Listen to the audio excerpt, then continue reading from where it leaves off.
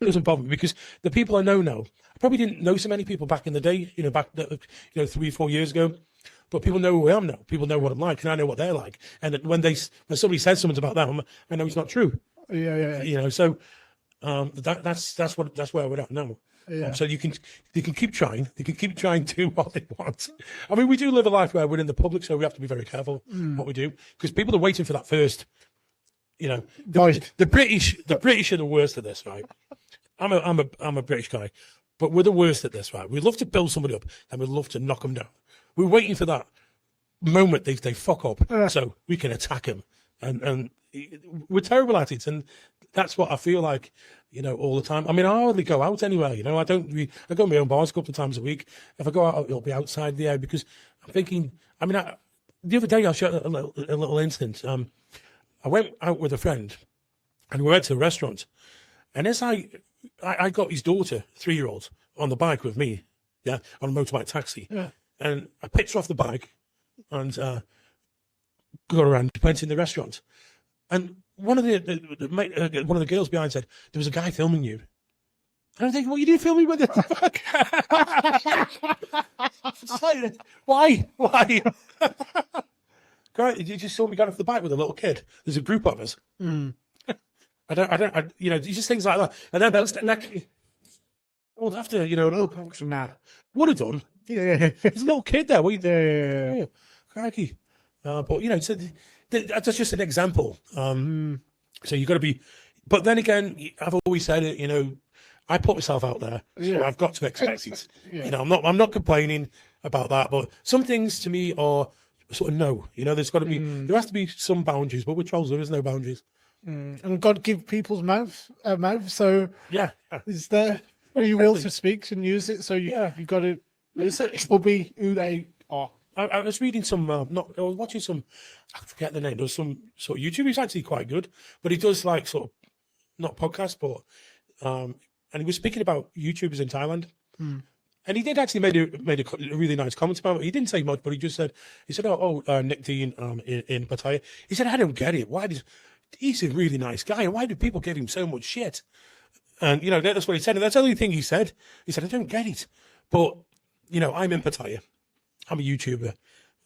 We're pretty successful. So we're going to expect it. I get it. I get that. Yeah. But like I say, it's just making up the complete bullshit. But now he drops off. They can say what they want. Oh, yeah. So what are some of the most challenging periods of your YouTube career that you faced and you thought, that's it? It's a challenge all the time. All the time, because now I've got Martin working with me full time, which is a relief for me because I'm so busy and so. Look, I love YouTube, and it's become it's like a hobby. It's a hobby, and I love being creative. What's challenging is always coming up with content, and you don't want to be repetitive and boring. Bringing Martin on is like lifting me up a bit because I was a bit jaded last year for doing it for years. You get a bit jaded. But Martin coming on has picked me up. Yeah, that running partner, isn't it? Yeah. Having a running partner, man, keeps a world of difference. Absolutely. This is why I always say, I mean, I'm writing a book at the moment. Oh, right. But it's not going to be out for probably 5 years, I don't know. But I'm just trying to have all the stories in place. Oh, okay. Which will be 90% people won't know of it, but that are not on YouTube. Do you want to give us a little teaser of one that springs to your mind that you'll have in the book? Little story. I talk about no, I won't say that one. I want to save these for the book. Okay. Get around there. Okay, I'll give you one. It was just after the final lockdown. Yeah. And I was getting. I mean, I do have a work permit, but I didn't have one in the lockdown because it's expensive and there's absolutely no point. So it was January. I think somebody grasped me up. It was January 2021, and I'm walking down Site 7. Next thing you know, I got busted by about 10 immigration officers. Yeah.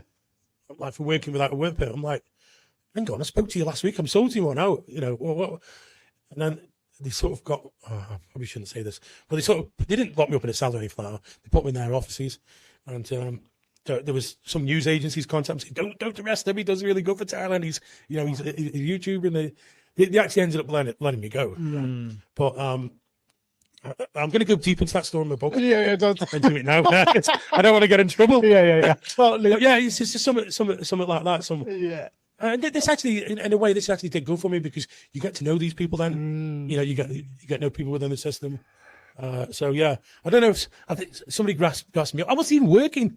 I was walking down the street, and I do have a work permit. Well, I'm thinking, do I need a work permit? Because I don't actually work. I'm going to be in another country and I'm controlling things from my phone.